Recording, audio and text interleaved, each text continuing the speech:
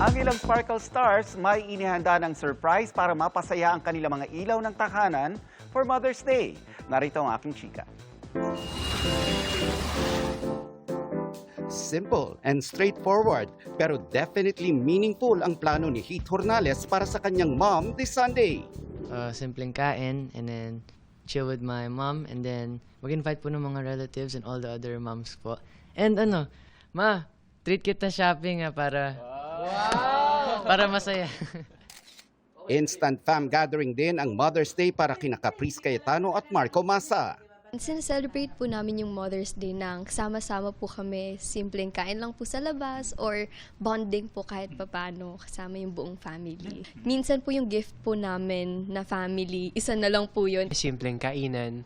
Siguro po, what makes it different is that nag-i-invite pa po kami ng mga relatives and simple gatherings. Siguro magbubuk ng resort. Si Miguel Tan Felix, usual day lang ang Mother's Day sa kanilang household, pero with a little extra sweetness. Simple lang kami mag-celebrate ng Mother's Day. Bate, ganyan. Pag may flowers, minsan kumakain sa labas. Nothing grand naman. Basta, sineselebrate ko lang siya with my mommy, my lolas, yung mga nanay sa bahay namin. LDR with their moms, sina Cheska Fausto, Kailin Alcantara at Clifford. Pero there's no stopping them from showing their love para sa most important woman in their lives. My whole family's in Zamboanga City.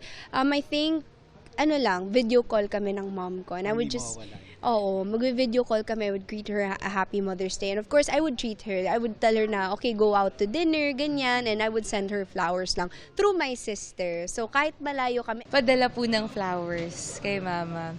Kahit po last Mother's Day, wala din po ako dito eh. So, because of work po. At naiintindihan naman po ni mama. Since yung mom ko is from Cebu, so madalas naman po sila nagpa-fly back dito sa Manila. After greeting her own mom, may usual routine daw si Kylie Padilla tuwing Mother's Day. Kasama niya sa umaga ang kanyang kids, but after that, self-care ang regalo niya sa sarili. Usually, ang celebration ko, papamasahe ako. That's it. Ay, yung talaga me time. Yes, so me time. That's my gift to myself.